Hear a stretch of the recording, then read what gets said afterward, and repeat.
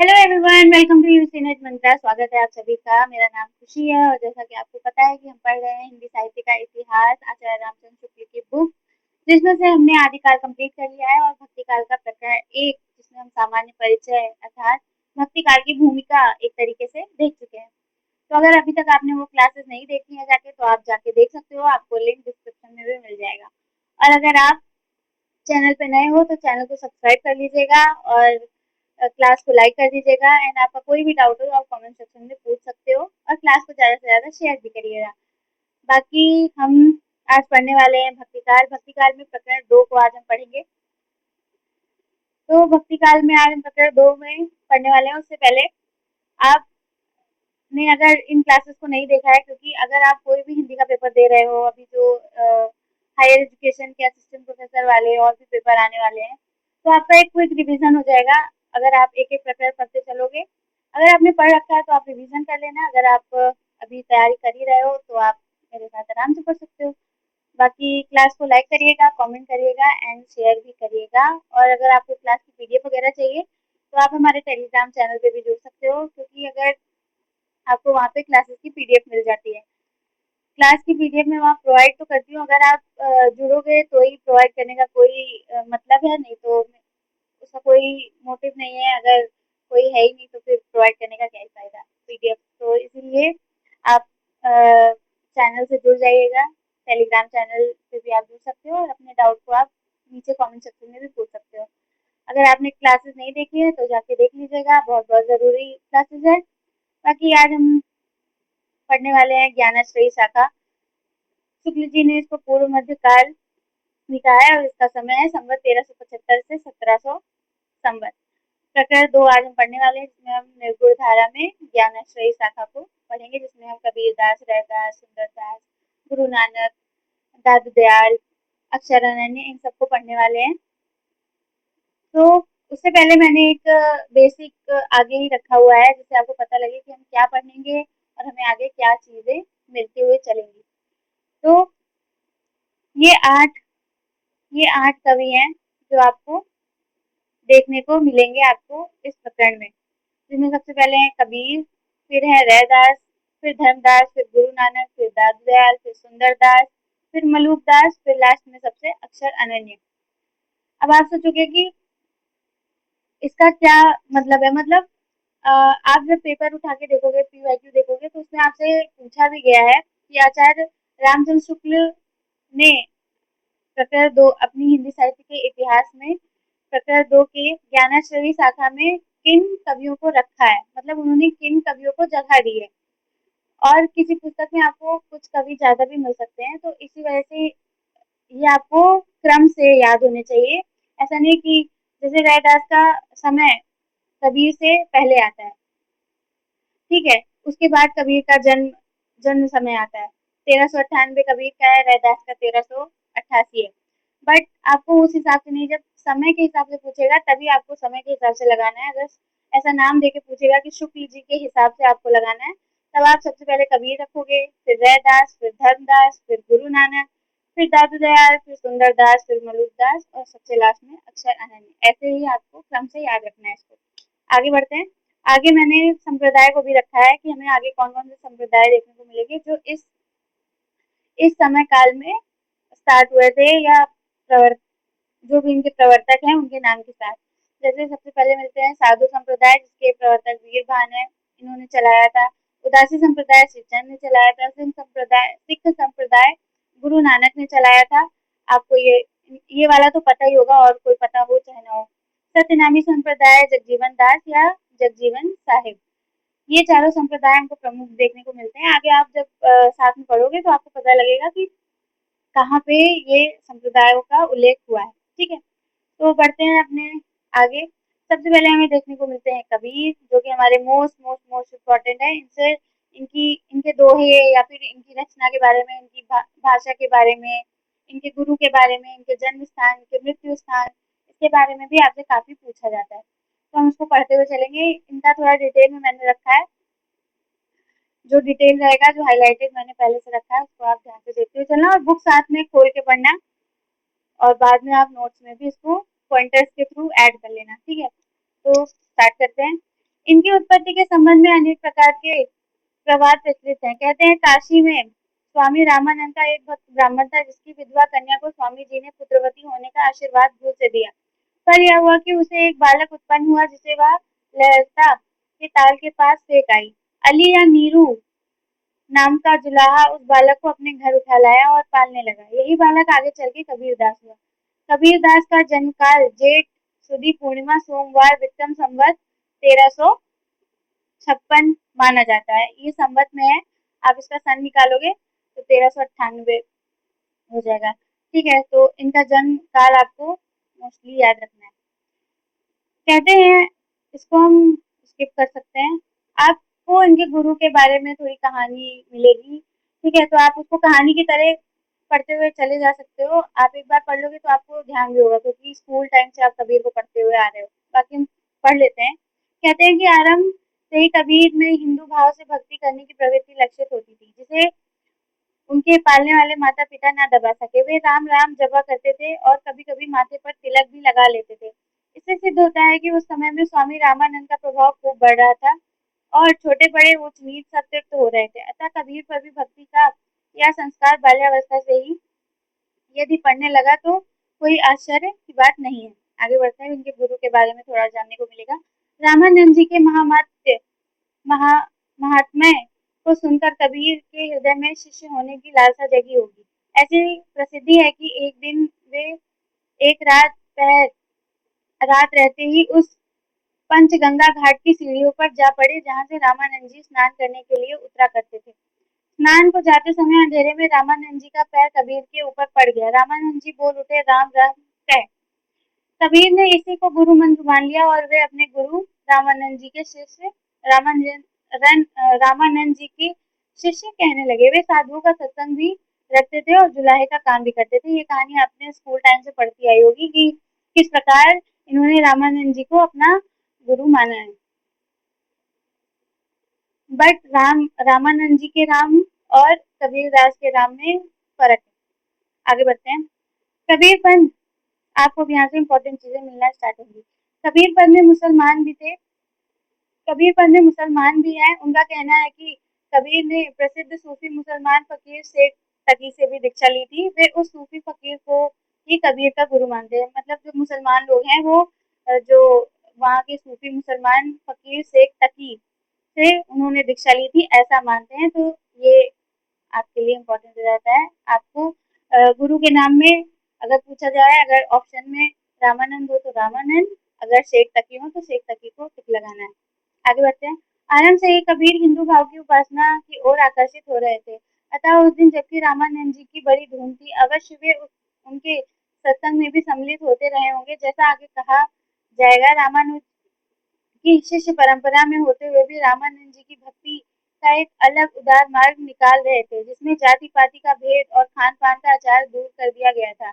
अतः इसमें कोई संदेह नहीं कि कबीर को राम नाम रामानंद जी से ही प्राप्त हुआ था। इंपॉर्टेंट लाइन है और ये आपसे पूछा भी जा सकता है। आगे बढ़ते हैं। पर आगे चल के कबीर के राम रामानंद के राम से भिन्न हो गए। अतः कबीर को वैष्णव संप्रदाय के अंतर्गत नहीं ले सकते हैं। जैसा कि मैंने आपको बताया, कबीर के राम अलग थे और रामानंद के राम अलग थे। आगे बढ़ते हैं। कबीर ने दूर दूर तक देशाटन किया, हठ योगियों तथा सूफी मुसलमानों फकीरों का भी सत्संग किया। अतः उनकी प्रवृत्ति निर्गुण उपासना की ओर दृढ़ हुई। अद्वैतवाद के स्थूल रूप का कुछ परिज्ञान उन्हें रामानंद जी के सत्संग से पहले ही था। फल यह हुआ कि कबीर के राम धनुर्धर साकार राम नहीं रह गए, वे ब्रह्म के पर्याय हो गए। मतलब जो कबीर के राम थे वो निर्गुण थे, अर्थात सिर्फ नाम का महत्व था, ना कि मूर्ति पूजा वाला सीन था। सिर्फ राम नाम का ही महत्व था। इसके उपलक्ष्य में इन्होंने ये भी कहा था, ये आपने काफी बार सुना होगा, बड़ी फेमस पंक्ति है, दशरथ सुनती हूँ लोग बखाना, राम नाम का मरहम है आना। मतलब उन्होंने कहा कि राम कौन थे, आप उनको कैसे जानते हो। दशरथ के पुत्र के रूप में, रावण को जिन्होंने मारा उस रूप में। राम अनंत है, राम ब्रह्म स्वरूप के रूप में है, तो ऐसा उन्होंने कहा था। आगे बढ़ते हैं। सारांश यह कि जो ब्रह्म हिंदुओं की विचार पद्धति में ज्ञान मार्ग का एक निरूपण था, उसी को कबीर ने सूफियों के ढर्रे पर उपासना का विषय नहीं, प्रेम का भी विषय बनाया। उसकी प्राप्ति के लिए हठ योगियों की साधना का समर्थन किया। इस प्रकार उन्होंने इस प्रकार उन्होंने भारतीय ब्रह्मवाद के साथ सूफियों में भावात्मक रहस्यवाद, हठ योगियों के साधनात्मक रहस्यवाद और वैष्णवों के अहिंसावाद और प्रपत्तिवाद का मेल करके अपना पंथ खड़ा किया। उनकी वाणी में यह सब अव्यय स्पष्ट लक्षित होते हैं। मतलब कबीर ने सब जगह से कुछ कुछ चीजें ली, परंतु उसको अपनी तरीके से ढालकर उन्होंने अपनी वाणी में लक्षित किया है। मतलब जब आप उनके दोहों को पढ़ते हो तो आपको समझ में आता है। जैसे सूफियों से उन्होंने भावात्मक रहस्यवाद, हठ योगियों से साधनात्मक रहस्यवाद लिया, अर्थात जो सूफी से उन्होंने उन्होंने प्रेम तत्व को लिया था, ठीक है, और हठ योगियों, नाथों और सिद्धों से उन्होंने साधनात्मक रहस्यवाद को लिया था। साधनात्मक रहस्यवाद अर्थात जैसे जो हठ हठ योगी थे, मतलब सिद्धनाथ थे, सबके वो ज्ञान को ज्ञान पे ज्यादा फोकस रखते थे। तो उन्होंने अपनी साधना में जिन शब्दावलियों का प्रयोग किया, कोई भी आप नया पंथ या कुछ भी देखोगे तो उसमें आपको उनकी अपनी शब्दावली मिलती है। तो उन शब्दावलियों को नॉर्मल लोग नहीं समझ सकते हैं, उसके लिए बहुत ज्ञान अर्जित करना पड़ता है। तो उसी प्रकार जब ये हठ योगी साधना करते थे, तो साधना करके जो साधना करते समय जो शब्दावलियों का प्रयोग करते थे, उसको आसानी से समझा नहीं जा सकता था। तो उस उसको कबीरदास जी ने अपनी वाणी में ग्रहण किया, मतलब उन्होंने भी इसका प्रयोग किया। और सूफियों से भावात्मक रहस्यवाद, प्रेम तत्व को लिया। रहस्यवाद अर्थात जो चीजें हमें आसानी से नहीं समझ में, जैसे आप कोई सीक्रेट रखते होगे और किसी को बताते होगे, तो सभी को नहीं पता होती है। जिन दो लोगों के बीच में वो बात है, रहस्य है, उन्हीं को पता होता है। आपको बहुत जानने की कोशिश करनी पड़ती है। तो उसी उसी प्रकार इसका मतलब यही हो जाएगा कि हठ योगियों से उन्होंने साधनात्मक रहस्यवाद और सूफियों से भावात्मक रहस्यवाद को ग्रहण किया था। वैष्णवों के अहिंसावाद तथा प्रपत्तिवाद मतलब शरणागति, अपने आप को समर्पित कर देना, का मेल करके अपना पंथ खड़ा किया। ये आपके लिए मोस्ट इम्पोर्टेंट लाइन है, तो इसको आप ध्यान रखिएगा। इसमें आपसे असर्शन रीजन में भी क्वेश्चन पूछ सकता है, तो ये आपके लिए मोस्ट मोस्ट इम्पोर्टेंट हो जाती है। यद्यपि कबीर की वाणी निर्गुण वाणी कहलाती है, पर उपासना क्षेत्र में ब्रह्म निर्गुण नहीं बना रह सकता। सैव्य सेवक भाव में स्वामी में कृपा, क्षमा, औदार्य आदि गुणों का आरोप भी हो ही जाता है। इसलिए कबीर के वचनों में कहीं तो निरुपाधि निर्गुण ब्रह्म सत्ता का संकेत मिलता है। जैसे पंडित मिथ्या करो विचारा, ना वह सृष्टि ना सिरजन हारा, जो तो स्वरूप काल नहीं हुआ, वचन आय शरीरा, स्थूल अतुल पवन नहीं पावक, रवि शशि धारणी न मीरा। तो करती हूँ, आपको ये समझ में आया होगा। मैंने जो भी मैं समझा रही हूँ या बोल रही हूँ, उसको भी आप थोड़ा ध्यान से सुनना, क्योंकि ये क्वेश्चंस भी आपसे पूछे जाते हैं भाई, तो थोड़ा ध्यान से सुनना। होकर ये इनमें से सबसे इम्पोर्टेंट लाइन आपके लिए यही दोनों थी, ठीक है, कि इन्होंने किससे क्या लिया था। तो वो करती हूँ आपको समझ में आया होगा। आगे बढ़ते हैं। अगर आपको कुछ नहीं समझ में आया तो आप कमेंट में पूछ लेना, मैं आपको बताने की कोशिश करूँगी। कहीं सर्ववाद की झलक मिलती है, जैसे आपुई देवा आपुई पाती, आपुई कुल आहुति है जाति, इम्पोर्टेंट। और कहीं सोपाधि ईश्वर, जैसे साई के सब जीव हैं की कुंजर दो। इनकी जो भी पंक्तियां आपको मिले वो आप इम्पोर्टेंट भी समझो। सारांश यह है कि कबीर के ज्ञान मार्ग की जहाँ तक बातें हैं, वे सब हिंदू शास्त्रों की हैं, जिनका संचय उन्होंने रामानंद के उपदेशों से किया है। माया, जीव, ब्रह्म, तत्वमसी, आठ मैथुन, त्रिपुटी, छह रिपु इत्यादि शब्दों का परिचय इन्हें अध्ययन द्वारा नहीं, सत्संग द्वारा हुआ है, क्योंकि वे, जैसा कि प्रसिद्ध है, कि कुछ पढ़े लिखे नहीं थे। ये ये भी आपके लिए इम्पोर्टेंट हो जाता है। आपको पता होगा कि कबीर पढ़े लिखे नहीं थे। उपनिषद की ब्रह्म विद्या के संबंध में वे कहते हैं, तत्वमसी इनके उपदेशा ई उपनिषद कहें संदेशा, जग बालक बालिक ओ जनक संवादा, दत्तात्रेय वहे रस स्वादा। आगे बढ़ते हैं। इसी प्रकार उन्होंने हठ योगियों के साधनात्मक रहस्यवाद के कुछ सांकेतिक शब्दों, जैसा कि मैंने बताया जो शब्दावली होती थी, जैसे चंद, सूर, नाद, बिंदु, अमृत, औंधा, कुआं को लेकर अद्भुत रूपक बाने हैं जो सामान्य जनता की बुद्धि पर पूरा आतंक जमाते हैं। ये है, तो ये भी आपके लिए इम्पोर्टेंट हो जाती है, आप इसको देख लीजिएगा। वैष्णव संप्रदाय से उन्होंने हिंसा का तत्व ग्रहण किया, जो जो कि पीछे होने वाली सूफी फकीरों को भी मान्य हुआ। हिंसा के लिए वे मुसलमान को बराबर फटकारते रहे। आपको पता होगा कि कबीर ना हिंदुओं को बख्शते थे ना मुसलमान को बख्शते थे, वो दोनों को ये फटकार लगाते थे जहाँ पे उनको गलत लगता था। तो भेदभाव वाला सीन नहीं था, तो अच्छी बात थी वो।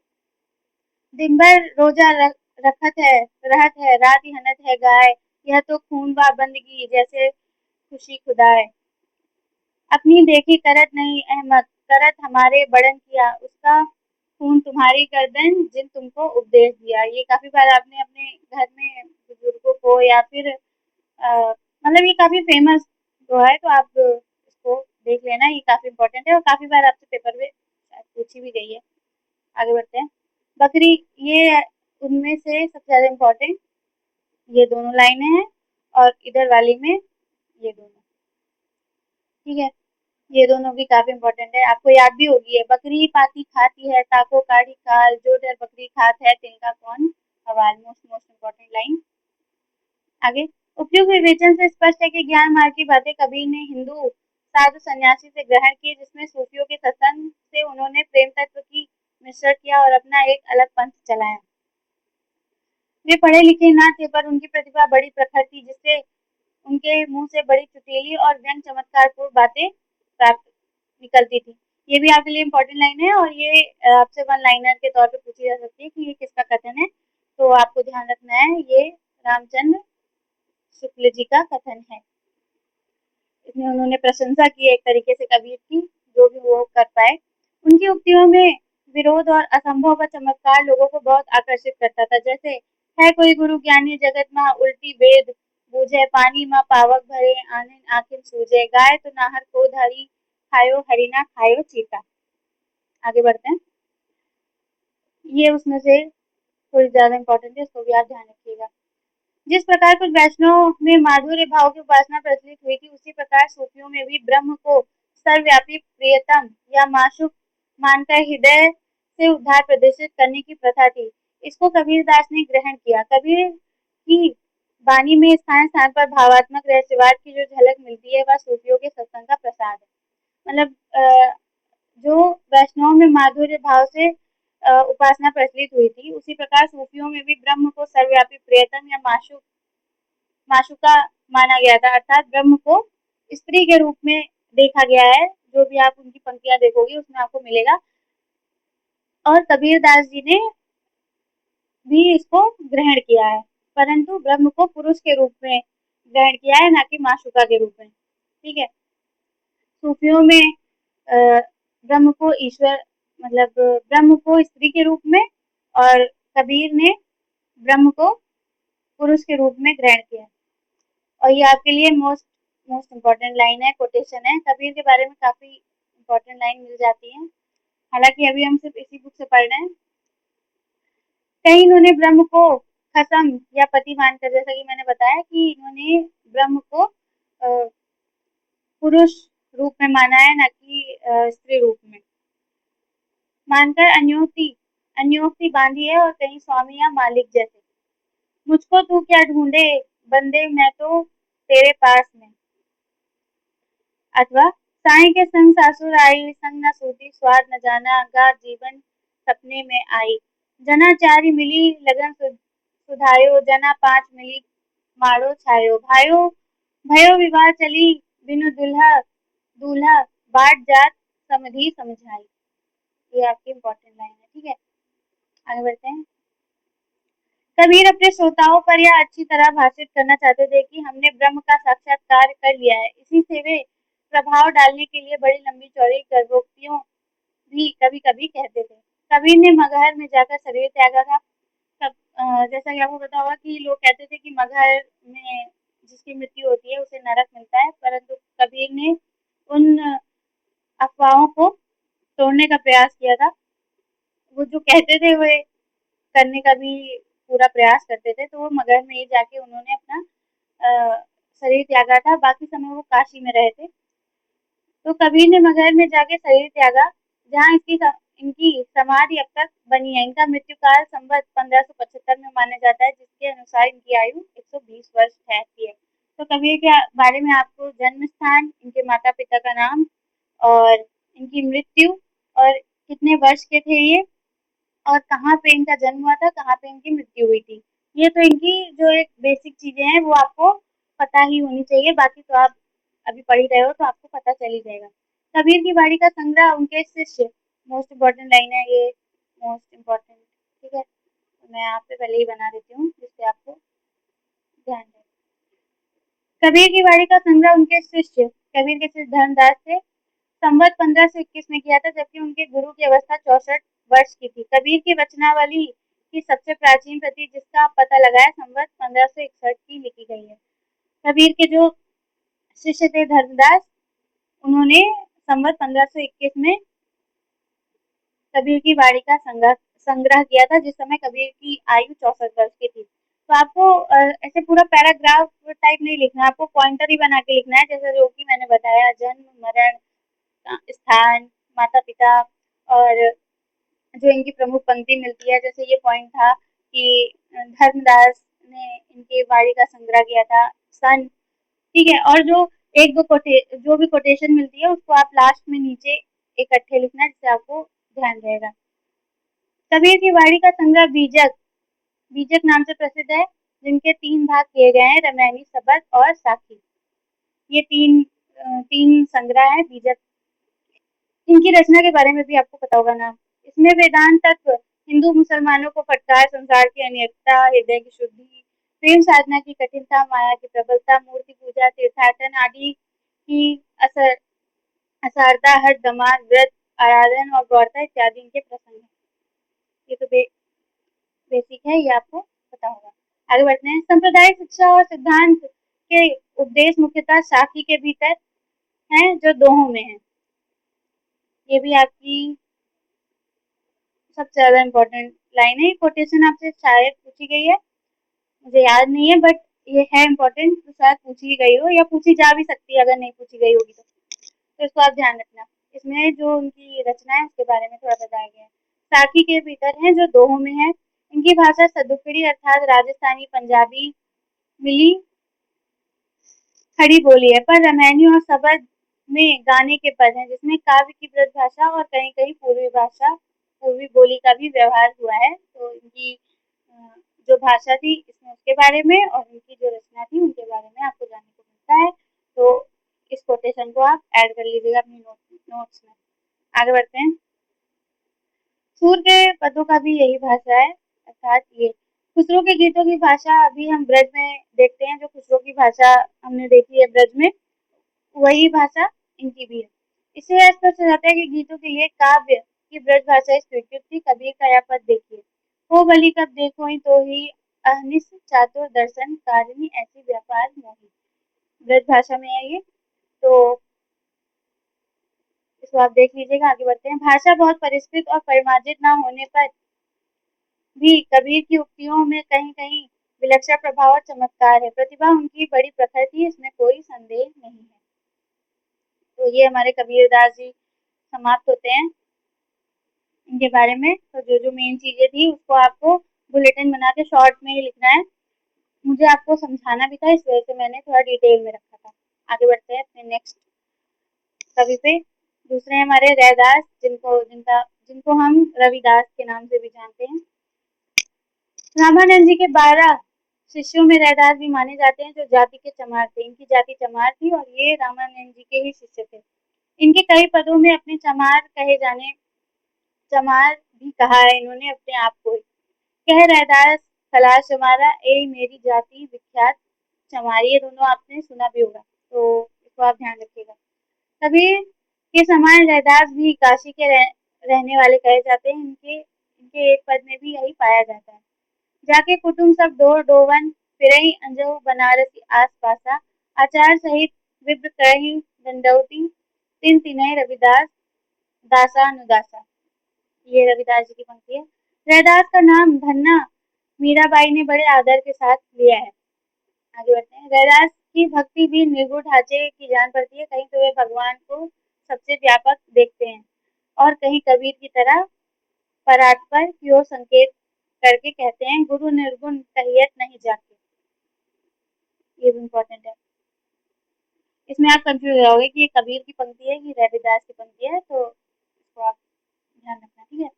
रैदास का अपना अलग प्रभाव प्रचार की ओर जान पड़ता है। साधु, जो हमने आगे संप्रदाय देखा, साधु का एक संप्रदाय जो फर्रुखाबाद और थोड़ा बहुत मिर्जापुर में भी पाया जाता है, रैदास की ही परंपरा में कहा जा सकता है, क्योंकि उसकी स्थापना संवत 1600 करने वाले वीरबान उदयदास के शिष्य थे। मतलब रैदास के शिष्य उदयदास, उदयदास के शिष्य वीरबान, जिन्होंने साधु संप्रदाय को चलाया था, और उदयदास रैदास के शिष्यों में माने जाते थे। तो ये पॉइंट आपको ध्यान रखना है। ये तीनों जो पंक्ति है ये आपके लिए इम्पोर्टेंट है, ठीक है, तो इसको आप ध्यान रखना।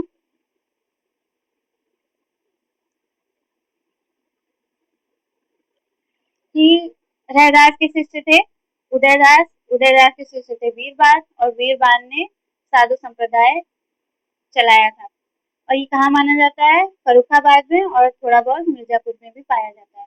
तो ये इनके बारे में इम्पोर्टेंट पॉइंट मिलते हैं। और इनकी रचना के बारे में भी देख लेते हैं। रैदास का कोई ग्रंथ हमें नहीं मिलता। फुटकर पद ही बानी के नाम से संत बानी सीरीज में संग्रहित है। 40 पद तो आदि गुरु ग्रंथ साहिब में दिए गए हैं, कुछ पद नीचे उद्धृत है। जो आदि गुरु ग्रंथ साहब है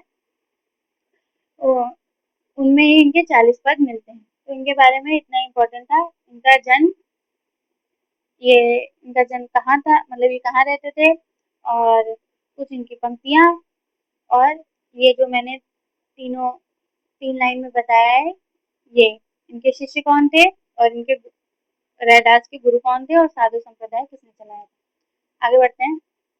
ये कुछ उनके पद दिए गए हैं, तो उसको आप देख लीजिएगा। आगे बढ़ते हैं। हमारे तीसरे हैं धर्मदास। इनके बारे में, ये बाधवगढ़ के रहने वाले और जाति के बनिए थे। ये जाति के बनिए थे और सूरदास जाति के चमार थे। बाल्यावस्था से ही इनके हृदय में भक्ति का अंकुर था और ये साधुओं का सत्संग, दर्शन, पूजा, तीर्थाटन आदि किया करते थे। मथुरा से लौटते समय कबीरदास के साथ इनका साक्षात्कार हुआ। उन दिनों संत समाज में कबीर की पूरी प्रसिद्धि हो चुकी थी। उस समय तक जब इनका साक्षात्कार कबीर से हुआ, तब तक कबीरदास जी फेमस हो चुके थे। इनका झुकाव निर्गुण संत मत की ओर हुआ। अंत में ये कबीर के सत्य नाम की दीक्षा लेकर उनके प्रधान शिष्यों में हो गए और संवत 1575 में कबीरदास जी के परलोक वास पर उनकी गद्दी इन्हीं को मिली।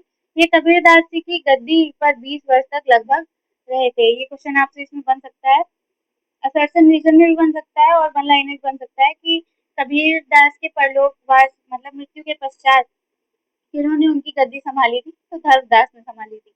ये आपसे क्वेश्चन बन सकता है, ठीक है। और कितने वर्षों तक? 20 वर्षों तक। इनकी शब्दावली का भी संतों में बड़ा आदर है। इनकी रचना थोड़ी होने पर कबीर की अपेक्षा अधिक सरल भाव लिए हुए है। उसमें कठोरता और कर्कशता नहीं है। उन्होंने पूर्वी भाषा का ही व्यवहार किया। इनकी अन्योक्ति के व्यंजन चित्र और मार्मिक हैं, क्योंकि इन्होंने खंडन मंडन के विशेष प्रयोजन न रख प्रेम तत्व को लेकर अपनी वाणी का प्रचार किया। आगे बढ़ते हैं। ये उनके कुछ पद मिलते हैं। झाड़ी लगे महलिया गगन गहराए, ये इम्पोर्टेंट है। मिटाऊ मड़ैया सूनी करी गेलो, संग की सखी सब पार उतरी गईली, हम धानी ठाड़ी अकेली रही गैलो। ये आप देख लीजिएगा, एक बार पूरा पढ़ लीजिएगा, जिससे आपको ध्यान में रहेगा। आगे बढ़ते हैं। नेक्स्ट है हमारे गुरु नानक। गुरु नानक भी आपसे काफी पूछे जाते हैं पेपर में, तो इनका भी, इनके बारे में भी जो चीजें हमें मिलती हैं वो इम्पोर्टेंट है। गुरु नानक का जन्म संवत 1526 कार्तिक पूर्णिमा के दिन तिलवंडी ग्राम, जिला लाहौर में पूछा जाता था। ये मोस्ट आज क्वेश्चन है, मतलब बहुत ज्यादा पूछा जाता है ये इनके जन्म स्थान के बारे में। तो इनका जन्म स्थान जिला लाहौर, तलवंडी ग्राम था। इनके पिता कालूचंद खत्री, जिला लाहौर, तहसील सरकपुर के तिलवंडी नगर में सूबा गुलार पठान के कारिंदा थे। इनकी माता का नाम तृप्ता था। इनके माता का नाम तृप्ता, पिता का नाम कालूचंद खत्री था। संवत 1545 में इनका विवाह गुरुदासपुर के मूलचंद खत्री की कन्या सुलक्षणी, इनकी पत्नी का नाम सुलक्षणी था। सुलक्षणी से इनके दो पुत्र श्रीचंद और लक्ष्मीचंद हुए, इन्होंने एक संप्रदाय चलाया आगे चल के, जिसका नाम उदासी संप्रदाय था। तो इसको आप ध्यान रखिएगा, ये आपसे पेपर में पूछा भी गया है कि उदासी संप्रदाय के प्रवर्तक कौन थे, तो श्रीचंद थे। ये गुरु नानक के पुत्र थे। पंजाब में मुसलमान बहुत दिनों से बसे थे, जिससे वहां उनके कट्टर एकेश्वरवाद का संस्कार धीरे धीरे प्रबल हो रहा था। शास्त्रों के पठन पाठन का क्रम मुसलमानों के प्रभाव से प्राय उठ गया, जिससे धर्म और उपासना के गूढ़ तत्व को समझने की शक्ति नहीं रह गई। अतः जहाँ बहुत से लोग जबरदस्ती मुसलमान बनाए जाते थे, वहाँ कुछ लोग शौक से भी मुसलमान बनते थे। ऐसी दशा में कबीर द्वारा प्रवर्तित निर्गुण संत मत का एक बड़ा भारी सहारा समझ पड़ा था। मतलब इसका सहारा लेकर भी बहुत लोग मुसलमान बन रहे थे। उनका ऐसा मत की ओर आकर्षित होना स्वाभाविक था, जिसकी उपासना का स्वरूप हिंदुओं और मुसलमानों दोनों को समान रूप में ग्राह्य है। आगे बढ़ते हैं। कबीरदास की निर्गुण उपासना का प्रचार इन्होंने पंजाब में आरंभ किया और वे सिख संप्रदाय के आदि गुरु हुए। सिख संप्रदाय के आदि गुरु हुए। हमने अभी आगे जो संप्रदाय देखे थे उनमें इनका भी नाम था। और ये आपको पता भी होगा कि गुरु नानक जी सिख संप्रदाय के प्रवर्तक थे, आदि गुरु थे ये। उनका संग्रह संवत 1661 ग्रंथ साहिब में किया गया है। ये भजन कुछ तो पंजाबी भाषा में है और वे कुछ देश की सामान्य काव्य भाषा हिंदी में है। यह हिंदी कहीं तो देश की काव्य भाषा या ब्रज भाषा है, कहीं खड़ी बोली, जिसमें इधर उधर पंजाबी के रूप भी आ गए हैं, जैसे चले आ रहा। इनका देहांत 1556 संवत 1556 में हुआ था। तो इनके बारे में इतना इम्पोर्टेंट है, मैं आपको बता देती हूँ क्या क्या। इनका जन्म स्थान संवत 1526, स्थान जिला लाहौर, तलवंडी ग्राम। इनके पिता का नाम कालूचंद खत्री, माता का नाम तृप्ता।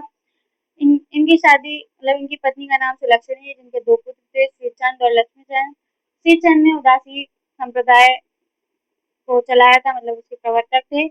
ये एकेश्वरवाद को मानते थे और कबीर के निर्गुण संवत का सहारा भी इन्होंने लिया था और इन्होंने निर्गुण उपासना का प्रचार पंजाब में किया और ये सिख संप्रदाय के आदि गुरु हुए। उसके बाद इनका देहांत 1556 ईस्वी में हुआ है। इन्होंने जो भी भजन लिखे वो पंजाबी भाषा में कुछ और कुछ सामान्य काव्य भाषा हिंदी में लिखे थे। ये उनके कुछ पंक्तियां मिलती हैं। जो नर दुख में दुख ना ही माने, सुख सने अरु है नहीं जो, कंचन माटी जाने, नहीं निंदा नहीं स्तुति जाके, लोभ मोह अभिमाना, हरस सोकते रहे नियारो, ना ही मान अपमाना। आशा मान मनसा सकल त्यागी के, जतते रहे निराश, काम क्रोध जेहि परसे नहीं, ना तेहि घट ब्रह्म निवासा। तो ये आप इसको इन दोनों को पढ़ लीजिएगा, इसलिए मैंने इसको रखा था कि आपका भी एक बार रिवीजन हो जाए। ये दोनों हैं, ये अलग है और ये अलग है। ठीक है, आगे बढ़ते हैं। नेक्स्ट है हमारे दादू दयाल। दादू दयाल यद्यपि सिद्धांत दृष्टि से दादू कबीर के मार्ग के ही अनुयायी हैं, पर उन्होंने अपना एक अलग पंथ चलाया था। दादू दयाल ने अपना एक अलग पंथ चलाया था, दादू पंथ के नाम से, जो कि बहुत प्रसिद्ध हुआ था। तो ये आपके लिए इम्पोर्टेंट है। ठीक है, दादू पंथ लोग इनका जन्म संवत 1601 में गुजरात में अहमदाबाद नामक स्थान में मानते हैं। इनकी जाति के संबंध में भी मतभेद है। कुछ लोग इन्हें गुजराती ब्राह्मण मानते हैं और कुछ लोग मोची या धुनिया मानते हैं। इनका समय 1601 है और गुजरात के अहमदाबाद नामक स्थान से मानते हैं। जो दादू पंथ के लोग हैं उनके सहमति से। दादू दयाल 14 वर्ष तक आमेर में रहे। वहां से मारवाड़, बीकानेर आदि स्थानों में घूमते हुए संवत 1659 में नराना में जयपुर से 20 कोस दूर आकर रह गए। वहां से 3-4 कोस पर भरानी की पहाड़ी है, वहां भी अंतिम समय में कुछ दिनों तक रहे और संवत 1660 में शरीर छोड़ा। ये आपसे पूछा जा सकता है भरानी की पहाड़ी के बारे में, वन लाइनर इससे क्वेश्चन बन सकता है। और अगर इनके बारे में पूछ लिया तो जैसे 5 लाइन आपको पता है दी जाती है, उनमें से छाटने के लिए भी हो सकता है। आगे बढ़ते हैं। वह स्थान दादू पंथियों का प्रधान अड्डा था और वहां दादू जी के कपड़े और पोथियां अब भी रखी गई हैं और निर्गुण पंथियों के समान दादू पंथी लोग भी अपने को निरंजन निराकार का उपासक मानते थे। ये लोग न तिलक लगाते थे, न कंठी पहनते थे, साथ में एक सुमिरनी रखते थे और सत्ताराम कहकर अभिवादन करते थे। ठीक है, ये आपसे असर्शन रीजन में क्वेश्चन आ सकता है। दादूपंथियों का अड्डा कहाँ है? भरानी की पहाड़ी, जहाँ पे इनका सब कुछ प्रिजर्व करके रखा गया है। आगे बढ़ते हैं। भाषा मिली जुली पश्चिमी हिंदी है, जिसमें राजस्थानी का मेल भी है। इन्होंने कुछ पद गुजराती, राजस्थानी और पंजाबी में भी कहे हैं। कबीर के समान पूर्वी हिंदी का व्यवहार इन्होंने नहीं किया है। इनकी रचना में अरबी फारसी के शब्द अधिक आए हैं और प्रेम तत्व की व्यंजना अधिक है। आगे बढ़ते हैं। कबीर के समान खंडन और वाद विवाद से इन्हें रुचि नहीं थी। इनकी वाणी में भी वही प्रसंग है जो निर्गुण मार्गियों की वाणियों में साधारणता आया करते हैं, जैसे ईश्वर की व्यापकता, सदगुरु की महिमा, जाति पाति का निराकरण, हिंदू मुसलमानों का भेद, संसार की अनित्यता, आत्मबोध इत्यादि इत्यादि। इनकी रचना का कुछ अनुमान नीचे उद्धृत पदों से हो सकता है, इसमें से ये इम्पोर्टेंट है। या मसीत या देहरा सदगुरु दिया दिखाई, भीतर सेवा बंदगी, बाहर काहे जाए। ये इम्पोर्टेंट है, इसको आप देख लीजिएगा। ठीक है, आगे बढ़ते हैं। नेक्स्ट है हमारे सुंदरदास। और सुंदरदास आपसे मोस्ट इम्पोर्टेंट है, इनसे क्वेश्चन आता ही आता है।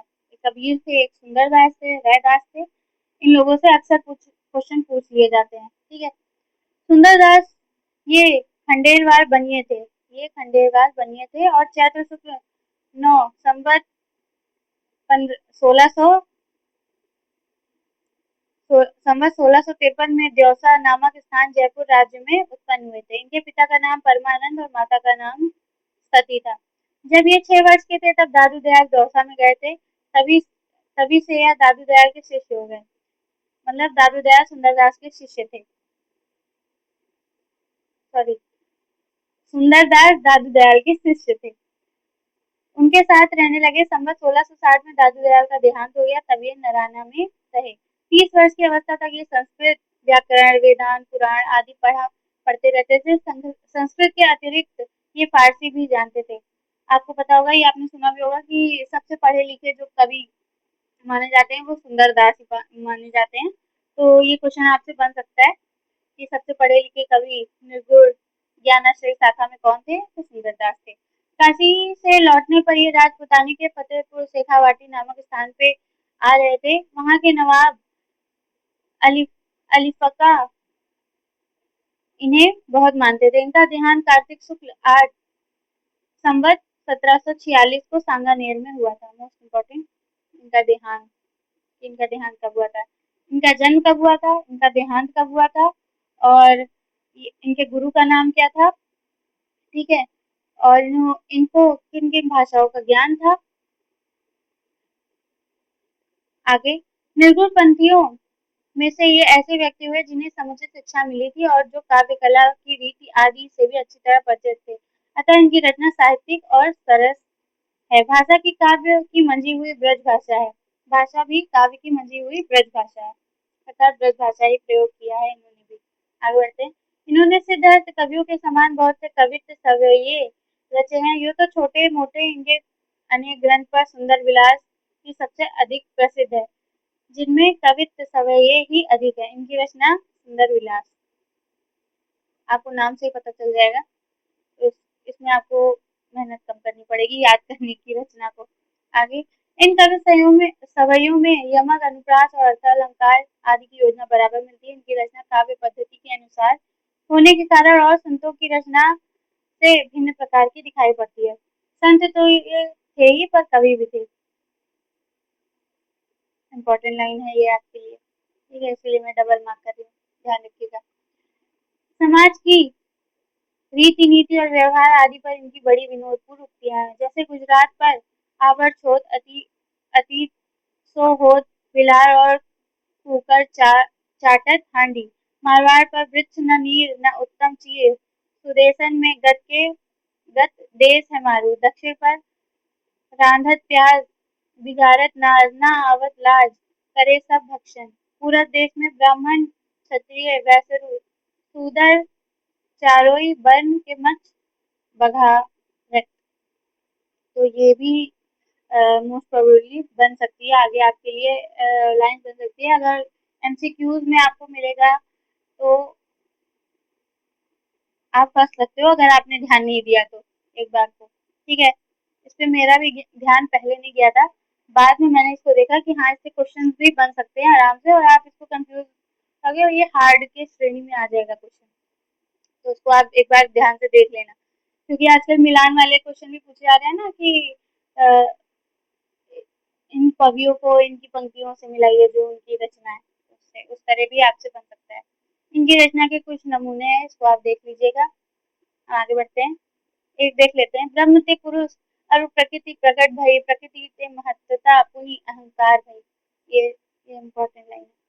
आगे बढ़ते हैं। अब हमें मिलते हैं अगले मलूक दास। मलूक दास भी इम्पोर्टेंट है, इनके जो पंक्तियां हैं वो भी पूछा जाता है, काफी प्रसिद्ध पंक्तियां हैं। मलूक दास का जन्म लाला सुंदर दास खत्री के घर में वैशाख कृष्ण 5 संवत 1521 में कड़ा जिला इलाहाबाद में हुआ था। इनका जन्म संवत 1621 में जिला इलाहाबाद में हुआ था। इनकी मृत्यु 108 वर्ष की अवस्था में संवत 1300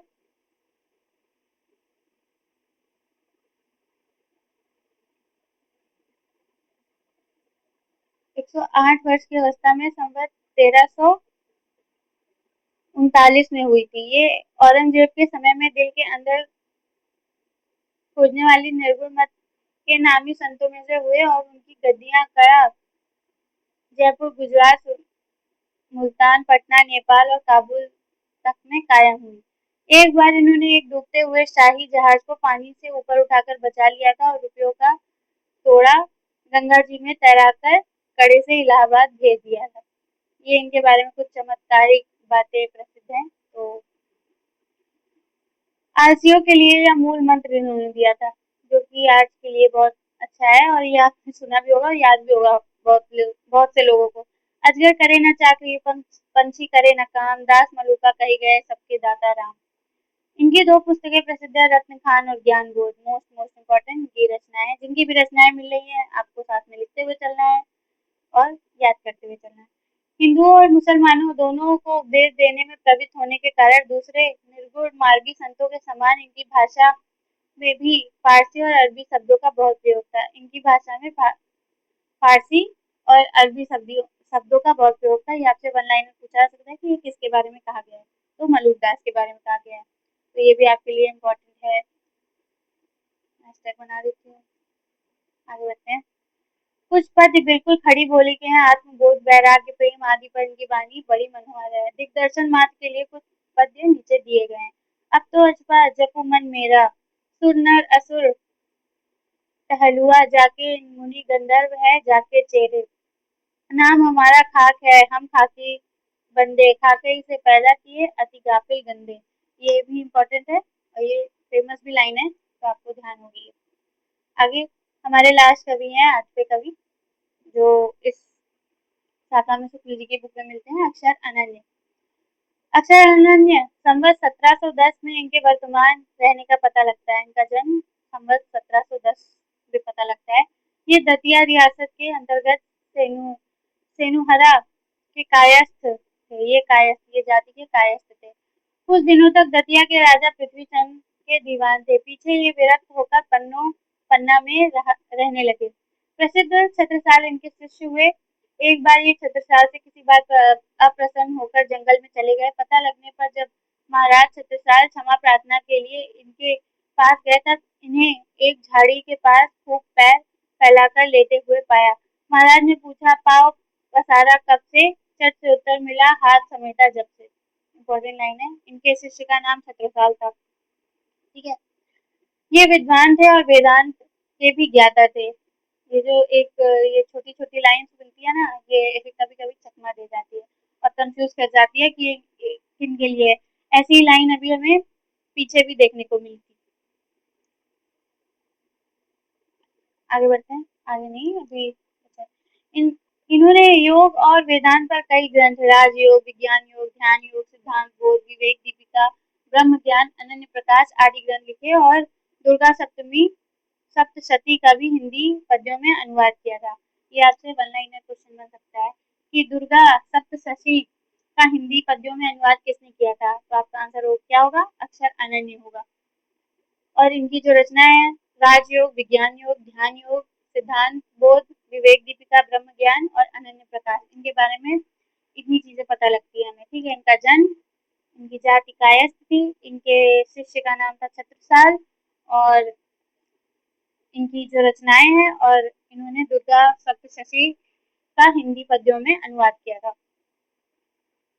राजयोग के पद कुछ नीचे दिए गए हैं। या भेद सुनो पृथ्वी चंद्राय पर चारों को साधन उपाय, या लोक साधो सुपुत्र वाम पर लोक न सह बस नरक धाम। ये इनकी लाइन है राजयोग, इनकी जो रचना है उससे, उसको देख लीजिएगा। आगे बढ़ते हैं। हमारे राइटर खत्म हुए हैं, आखिरी में हमें कुछ इंपॉर्टेंट चीजें मिलती हैं, उसको भी हम देख लेते हैं।